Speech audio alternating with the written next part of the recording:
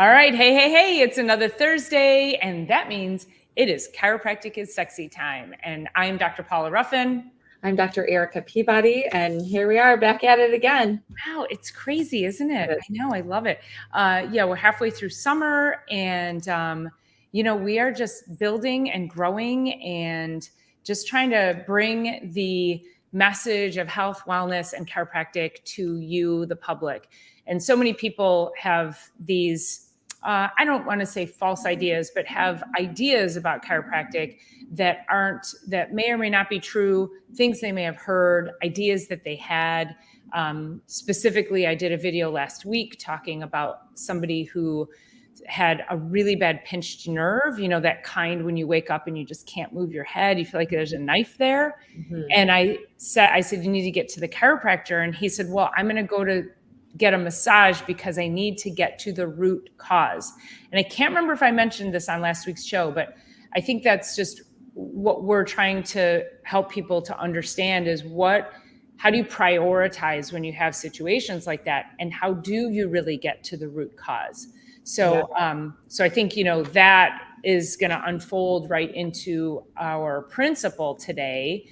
Yes. As we are, which principle are we on? We are, okay, so there's 33 total, and we've been on the principles. I don't know when we started exactly, but I feel like November. I feel like we've been, So however many, we've had a couple of weeks in here that we had to just tangent off and not even approach the principle because it was so juicy, the other story. So just so you all know, Dr. Paul and I come right off the adjusting floors, and we've been in practice. So 20 years for me, 26 years, I think for you, right? Mm-hmm. And it's so nice for us to be able to get on here and talk it down with you all, because these are the things that we're most passionate about.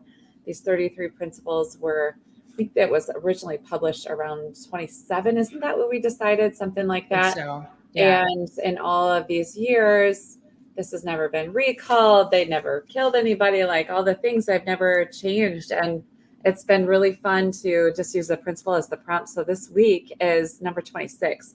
And actually after the 33, I have 6 more in the notes that I took, not actual principles, but topics. So we got to start to any topics that you guys want to hear to. Hi, Kenny. Hey, Kenny. Yeah.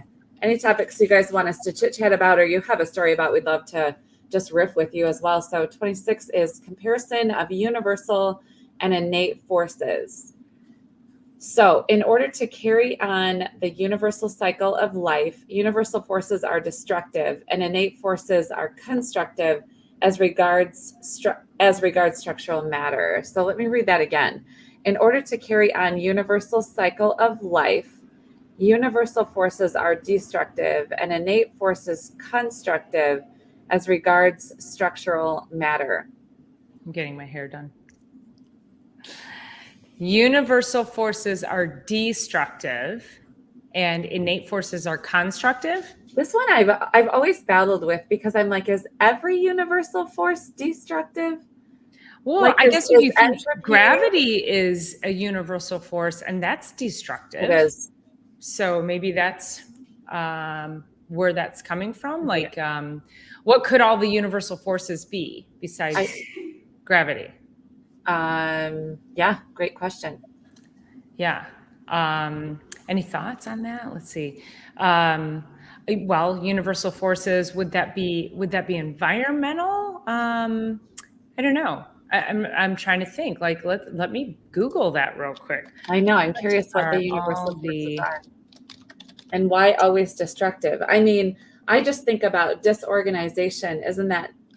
Gosh, I want to say entropy. Doesn't everything naturally go towards disorder? I think so. Yeah. According to the 33 principles of, I don't know too many things that actually are constructive, right? That build or rebuild. But I guess if we think about it, we are building and rebuilding. And is it just a matter of how fast we work as far as in the human body when we're trying to build health again, rebuild health. Right. That's Or heal. constructive.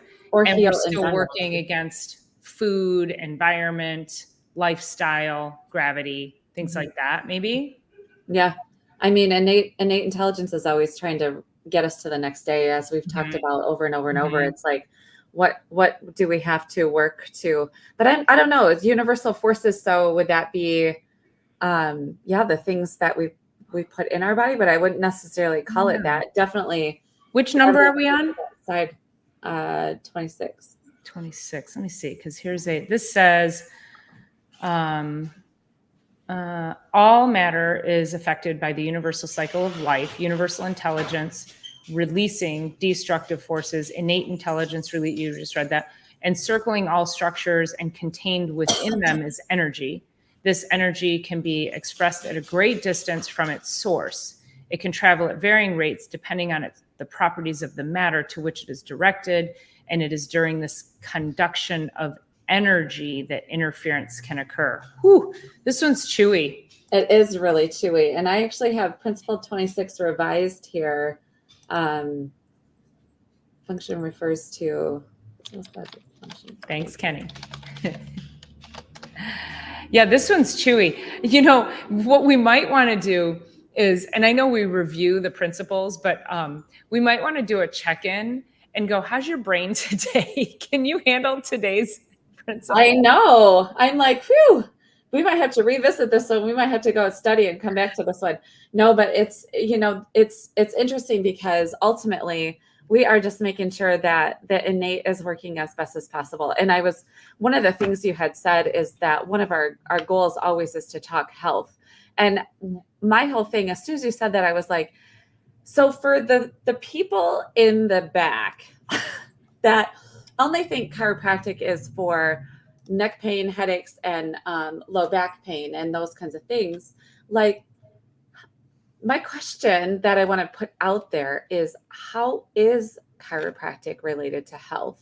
And how is it a direct correlation to health? And I would love to know the reflection on that, what you think. And I am going to go back. I actually, principle number 26 revised here. I'm so curious what it says and do not want to read it right at this particular moment. So yeah, how is chiropractic and health related? I'm curious what you would say to that.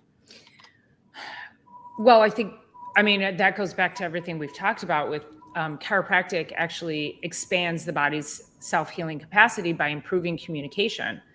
And so the dampening of that communication, I always say, like, if I'm in the room with a patient, I will turn the light off. And they kind of look at me funny. And I'm like, now, if I asked you to read a book, what would you do? You'd be like, well, I'd tell you to turn the light on. I go, this is what your body's hearing right now. So that's interference. Yeah, I love that. Communication, right? But I always think about also what you say when you're talking about the body's will to live, because I heard a story this morning, and again, like, the body's not just the body's will to live, but the body's will to survive. Yeah. And the abuse that we can put it through, and it still sustains life for us. And that I heard this story this morning that there was a woman who, she was like 825 pounds. And she lived on, I don't even know how one gets that big. And she lived on the eighth or 10th floor. She lived in a high-rise apartment building. And they didn't know how to they were going to have to, like, get a crane to get her out the window because they couldn't get her down the stairs. So she went to the hospital, and now Medicare has paid for what it's going to pay for. And now she's being discharged and has to go home. And I don't remember exactly why she ended up in the hospital. I mean, it could be a multitude of things at that point. But she can't go up the stairs. And nobody can get her up the stairs. And she's like, I don't have anywhere to go, and I don't know what to do. And I'm like, it's a sad story, because this woman can't get in an elevator. She can't get upstairs. She's too large to move. And she needs a first floor apartment to be able to just go in and out. Yeah. But I don't even know how she moves her body on her own. Like, how does the human frame even hold that up? But when you think about that level of abuse that the human body is taking and still surviving, that should give anybody hope to take Yeah. care of their self and take another step forward to do something good for their life and their health, right? Yeah, absolutely. So also the thing that kind of circles me back to the patient that I had discussed last week, who is overweight for one, but she's also decided that she wants to add chiropractic care because her son is, she wants to get her health back in order so she can go to Italy where her son's getting married next May. And so I said, okay. And she said, I bought all the tinctures and all the things and all whatever. And she said, but I did all this research. And so actually I have a picture. I'll take her name off of this, but this is a picture of the Oh, things. wow. And not that you need to read what that is, but the top of it, like this is supplements. And then the bottom are actual like herbal supplements. Although there's, frankincense and bilberry is at the bottom, but the top is actually food. So it's like a probiotic, and then berberine and cinnamon, and then sea moss and ashwagandha, and then cayenne pepper and garlic. So it's also like I said, let me know what you're taking and let's get you started on a couple different things. Let's keep you going on a couple things and get moving for 6 weeks. And let's just see. So she was in for her third visit when she brought me this. And there's so much light in her eyes. Oh, that's great. Which is the very beginning parts of health. So when we have these areas of the spine that are misaligned, or they're misalignments creating a lot of interference, the body's constantly checking in along our information superhighway to give information to and from the brain. But so much more information is coming from outside going back to the brain. So there's a lot of afferent. I think afferent's up. Afferent comes in. Yeah. Efferent goes out. Okay. So afferents and proprioceptive input coming in on a constant basis. When it's coming in like that, it's coming along the superhighway and you have interference going on the superhighway. We have stress hormones and stress chemicals that are being released, flooding our system, which then then increases our adrenaline, increases our cortisol, increases our desire for comfort food, increases our desire to sit still, all the things. So we started to set her body in motion. Like I said, we've only had 3 visits. She brought me this, half of it's food product, which is awesome. I'm like, do all the food you want to. And then let's just be mindful a little bit about some of the herbs that we're taking. But the light that's coming back into her body, I see in patients' eyes first. That means the stress hormone, the adjustment is starting to release some healing energy and get that stored, stuck potential energy and start to make it move up and down the superhighway again. And that's truly where healing comes from. Now, some of this, she does definitely have low back pain. She definitely has neck stiffness and stuff like that. However, there's no way to truly describe the essence of life that is returning to her body. And that is where health is starting. Yes, do all the things. Yes, still move your body. Yes, all of that. But the health is coming from the inside out. And when it's able to be expressed along the superhighway like that, we start seeing light. So like Dr. Paula said, our dimmer switches are turned on. And I have a couple stories from this week that the dimmer switches are turned off. The lights turn down because the dimmer switch is turned up, right? So when you start to really, really, really increase the light force in the body, that's truly health. And there's research after research after research of, does chiropractic help with neck pain? Does it help with back pain? Does it help with blah, blah, blah? The one thing that comes through the highest and most is it increases bandwidth for life and it has a direct effect on willpower. So your willpower in a day that gets you through the day, helps you make good decisions about all the things. It has a direct effect on willpower because you have more bandwidth for life. So I'm loving working with this patient. I also had another patient write down a 4-day food journal for me. We made tweaks. We tweaked, increase your protein, take out a couple things, change this for that. Within 1 week, her body goes from all the cells filled with inflammation, like everything's hard and stiff, and you can just feel systemic inflammation. Within 1 week, she adjusted like a dream this week. That's 1 week. And she said, I also got off my birth control pills because we're going to start to, they're looking, it's preconception is really where she's at. I didn't say stay on it for 2 more months, but I would love to have 3 months because of what 1 week did. I can't wait to see what 3 months does. My whole thing is like, she's going to be dumping a lot of toxins right now because she's gotten rid of a lot of the inflammation off her body within that 1 week. So I'm like, I would love for us to, and I told her from the start, but she can do whatever she wants to. I didn't prescribe the birth control pills. I can't tell her not to take them, but she thinks her body is going to need months to catch up. And that's not always true. That's not always true. So anyway, I can go on a rant. Clearly I'm a soapbox, but I'll get off now and talk over to my girl. And I think you bring up a really good point is that she's doing elimination. She's shifting some things around. She's been on the pill, and it is sometimes true and it's sometimes not. It depends on, every body is very different in how they process those toxins. Some people are slow at it. Mm-hmm. Some people are fast at it. Mm-hmm. Some people need a lot of help without like supplementation and certain herbs and tinctures. Some people, their bodies can do it without, just using food.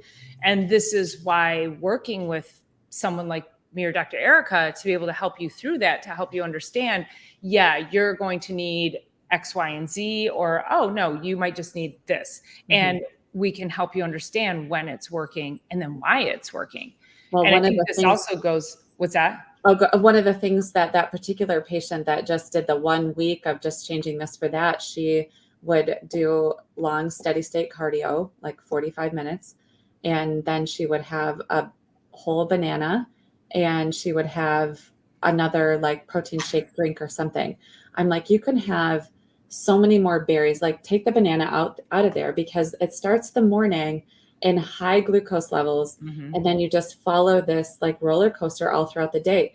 And so I said to her, it's awesome that you've made all these changes so quickly. And I said, but what's your energy like in the afternoons? And she has a very stressful job. She works with, she's in the legal system, but she's like in the courtroom hammering away at criminal cases. And she's young, she's like early 30s. And she said, I actually have energy in the afternoon now because her body isn't doing that cycle. Like it's more just steady state. She increased her protein as well, which is like, we just need all that stuff. So yeah. So anyway, sorry. Yeah. And even just thinking about that too, there's the studies that are coming out on women and exercise, those long steady state workouts, they're not good for us. Mm-mm. They hammer out the cortisol. They cause more stress in the body, more of that central weight. And that's a whole nother conversation that we can have. And maybe we can do that with women and exercise and chiropractic and all of that. It's a deeper conversation, but yeah. So again, it takes someone who knows these things to be able to say these little tweaks mm-hmm. could like be the whole thing that gets you past whatever stuckness you're at. Yeah. And and of course, again, like just why do some people heal faster than others when it comes to chiropractic? If somebody's coming in and they have and they are exercising and they have a pretty clean diet and they have daily bowel movements and they're drinking enough water, hydration, if they're getting proper rest, they're probably going to respond to chiropractic care a little bit faster. So when we put together our care plans, it might be, we also have to assess your lifestyle and what you're going through. And so, it's kind of like the patient I talked about a couple of weeks ago. It's like, if you're almost 400 pounds, guaranteed you're going to be working with me for 6 months because you're so inflamed, you're so depleted. And then he told me the other day, he was like, I don't like water. He's got a real dry sense of humor. And I'm like, you are water or something like, he goes, I don't drink myself. I don't even know what he said. But it was just funny because it's like, this whole like mindset of, I don't like water. I don't like vegetables. Oh, I love Mountain Dew. Like these excuses that people make for themselves to stay in a disastrous state that only gets worse. Like that's always such a, I guess it's a disappointment for me when I'm talking to a patient. I'm really trying to help them. And I know you've dealt with patients like this too, where you're like, I'm never going to get through to this person. They're going to be in this place no matter what I say. And so what that does for me, I won't speak for you, but what it does for me is it makes me then shut down on all the other stuff.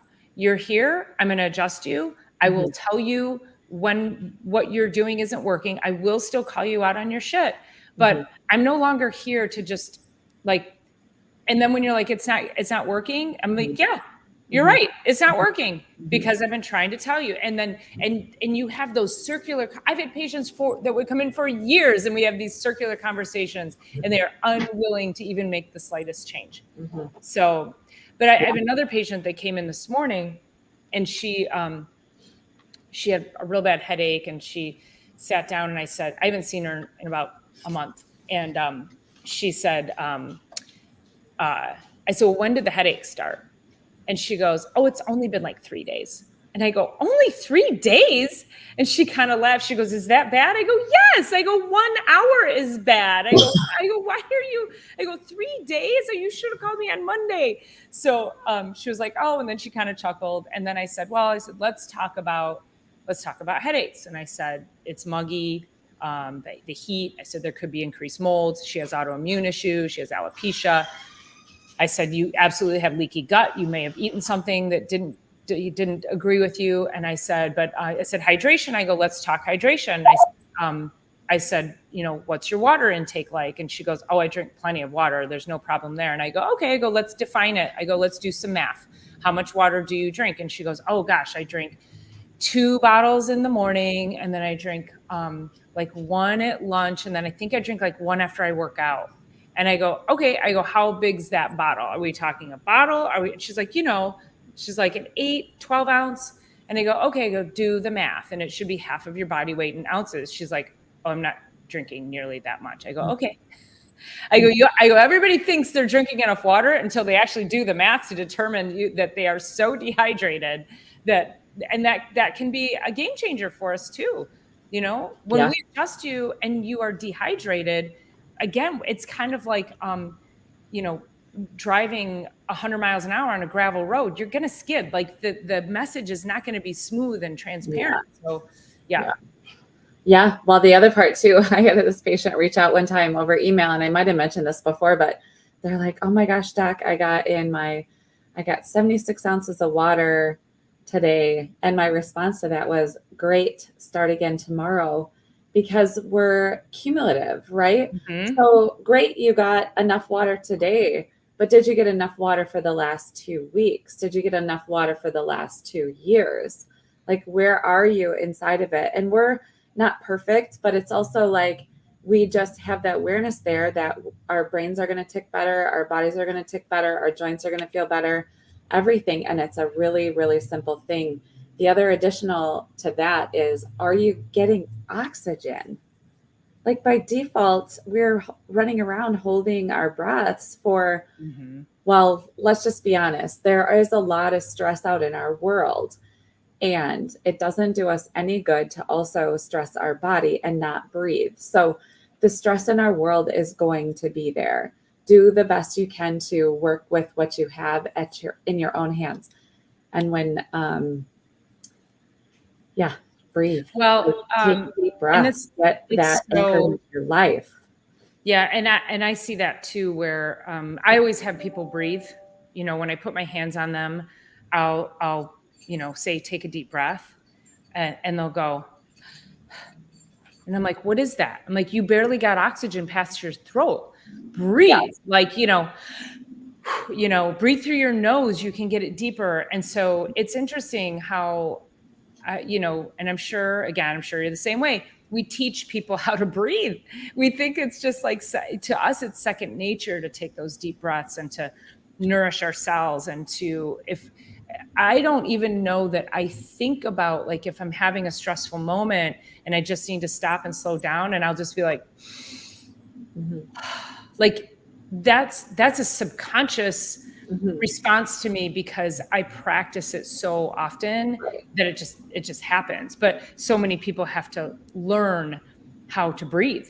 And yeah, oxygenate your brain. If you're not sleeping, you're not thinking clearly, oxygenate your brain. And I love when, this is why I love mountain biking so much. And, again, in listening to different podcasts on women and exercise and menopause. And so we need workouts, we need strength, we need some endurance, but not as much. And so when I'm out on the mountain bike, I'm actually getting all of those things, and I'm in nature. So it fills my soul. But what I love about it is it forces me, I can't get on a Stairmaster or a bike and push myself hard enough in the gym to feel like I'm super expanding my lungs. But if I have to go up a path that's like this, and there's rocks and there's roots and there's turns, and then there's a little lip, and you got to lift the bike and engage your quads. And I mean, that is like, and you're forcing yourself to breathe slow, steady, get the amount of oxygen, understand how your body's functioning in that environment, and be able to work through getting you to the final place. Yeah. So, I know not everybody's going to get out on a mountain bike, but we have to expand our lungs for sure. Well, and it's so true. I mean, so let's just say you were at the gym and you got on a bike there and you decided to do one of their programs that was like, this mountain bike ride or whatever. The thing is when you add in, like, I could also get in, like, I'm not going to fall off a bike at a gym, but when you add in that extra element of, I don't want to call it danger, although some of it is, or technicality, Sure. and you are trying to get up a hill and you're trying to work with your gears right and all of that, like, but then the accomplishment feeling of stepping off a bike at a gym as compared to stepping off a bike at the end of a trail, like, that feeling is also healing, right? So that is coming from the inside too. So yeah, nourishing. multifaceted. And I have a video that I'm going to create. So, my daughter's been going out and mountain biking with me, and this whole like thing with, like, how I was talking about legacy health and teaching your kids. And I'm like, I'm 57 years old mountain biking with my kid. Like, you don't get to do cool stuff with your kids unless you've taken care of yourself to do cool stuff. Right. So that's the other thing, is like, do cool stuff so you can do cool stuff with your kids. Yeah. For a long time. Yeah, for sure. Yeah, absolutely. So yeah. Danger and adrenaline. And yeah, danger and adrenaline. It really does. It's like, it is fuel. And it is kind of like, there's some adrenaline going. I'm not a speed junkie by any means. And I won't go down, like, there's one place, it's called the Crater, and I take the little round thing. I'm like, no, I don't need to drop into a crater anymore. Those days are long gone for me. I want to be able to just enjoy being out there. And, it's still hard enough work. And I make it up all the hills, and I don't stop. Once I get on, I don't stop. I just go straight 14 miles and I don't stop. I'm not the fastest, but it doesn't matter. I'm out there. Right. So, and even if you're somebody, like, put a pair of hiking boots on and just go walk, put your tennis shoes on, go walk around the corner. Again, this 800-pound lady, like, I don't even know where you would start with something like that. It's so, and of course you have to then go, what traumas did this poor human endure that she did that to herself? Like, she did that to herself. That's not a thyroid problem, right? She did that to herself. There were things that happened that she went down a really bad path, and nobody was there to stop her. So, yeah. Devil Dog, how are you? Yeah. Anyway, so yeah. I was chatting with a patient. This was her second visit this morning, and She could barely get up off the table on her first day, but today she's just jumping on and off the table, and she's probably early 70s. And but she has this cough, and it's like this deep, wet cough coming from the bottom of her lungs. And she's like, I'm not sick, I'm not sick, I'm not sick. She said it's my asthma, but she never wrote anything on her initial paperwork about any of that. But now that she's on the table and she's starting to breathe, but I'm just thinking, okay. And then she said, 2 years ago, I had COVID, and then it turned into like this really dry cough. And then it went wet like 6 months ago. So she's had this cough for 2 years.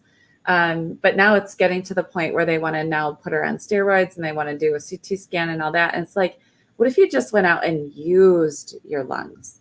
What if you got in the infrared sauna and like heated it out of there? Yeah, you could go on steroids and that may help, but that does not solve what's going on. And a lot of times there's a rebound effect on the other side. And I'm like, we just need to, like you said, with mountain biking and a lot of the other things that we do with our lives, we need to be pushing the limits of the body to ask it for more, to clear that out. And she's like, I don't feel like coughing anymore. I'm like, well, it'd be awesome to get it moving in there like you would any other thing that you're working with in your body. You get it moving in there and then get it up and out of there, or let the body, make some really healthy choices to be able to reabsorb whatever that is.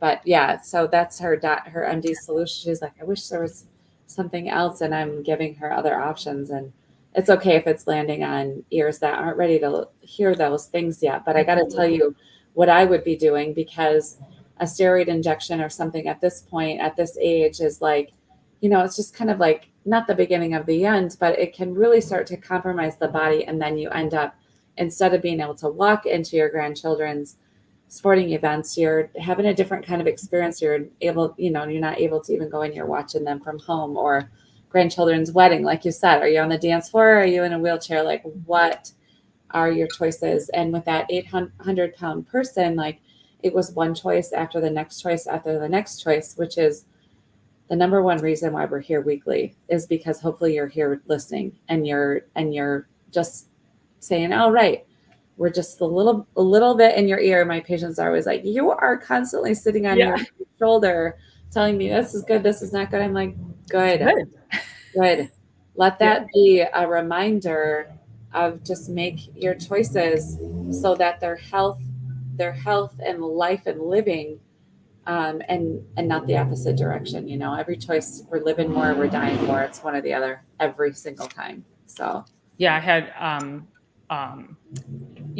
when we're talking about taking a steroid, Z-Pak, like any of that stuff, and people will come in, they'll have a sinus infection, and they'll be like, oh, I know exactly what this is, so I called my doctor for a Z-Pak. Like, immediately, like, give the body time to heal.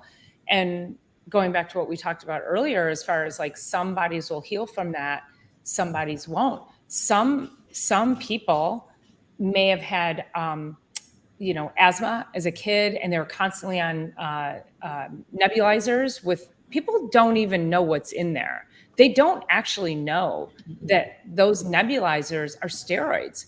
And so they have this lifetime of steroids, and then or even just a short time as a kid, or maybe one time in a hospital and got inundated with antibiotics and steroids and all the other things. And some bodies have a difficult time recovering from that. And that can throw people into an autoimmune cascade years later. And they're like, well, that was 20 years ago. Why am I experiencing this now? Or they show up with something like, oh, I just was diagnosed 2 years ago. And like, well, if you had an autoimmune issue, this must have been going on for a while. No, I wasn't having any issues. But then you start to dig, and they're like, oh yeah, well, I had ear infections as a kid, and oh yeah, I had asthma, and I did. So all of these things that people don't think are related, now we're putting those puzzle pieces together for them and saying, this is why you're here today. This is what 30, 40, 50 years of your life, and those choices, because you didn't know any better. That's why we're here, to help you know better. But because people don't know any better, and those are oftentimes the only options that they're given. And when those are the only options, the lack of information, the lack of informed consent that's offered to people that say, oh, if you take a nebulizer with steroids in it for years, it can end up doing X, Y, and Z. Mm-hmm. So where's that information for people Yeah. to offer them that ability to make that informed consent? And that's the dangers of medicine. And this is where I'm always like, okay, and then we have to go, but we need medicine, and then God forbid, blah, blah, blah, right? Okay, you all know the disclaimer. Like, we're grateful for medicine, but there's a line there, and people need to ask more questions. What? And if your doctor won't talk to you and answer questions for you, you need to find another doctor who will. Mm-hmm. You can't just take things at face value. And for me, even, I tell my patients, I'm like, question what I tell you, question it. And I will always be able to give you the proper answer or the proper information to do your due diligence, so that you can make sure that you're making an informed decision. I had a patient in this morning, a couple little ones, but one of them was saying, so she had her babies with midwives, and I don't know that if they were at home or they were at the hospital, but she said that this is an interesting question. Why can't midwives then become our pediatrician? She said, I learned so much more about health and healing and the body and natural living. She said, now I'm in a pediatrician's office, and, credit where credit's due. They do great work too. But she's like, they're not trained in helping me understand what needs to shift and change. Like, one of them is having issues. Babe is 3 weeks old, and actually both of them are having issues and a lot of discomfort. And the pediatrician was like, oh, it's definitely not dairy in your diet. Like, there's no way that affects baby. And I'm like, come on. Right. Come on. The simplest of things. It's the simplest, and it's a quick, easy solution. Doesn't mean you need to cut dairy out forevermore. That doesn't mean that, but it's like, it matters. It all matters. And she's like, I get so frustrated because I had such great care with my midwives. And I'm like, well, that's ultimately where chiropractic comes in, to help infants and children progress through life really well, and for us to help with natural parenting and choices and such. And I do my best to open up a certain amount of information, but it's also a humongous can of worms. So then she's like, well, we have to be such advocates for our health. Yes. Every single one of us, every single day, needs to be an advocate for our health. Don't take one thing for blind faith anymore. Your doctor isn't interested in, your MDs aren't interested in helping you heal.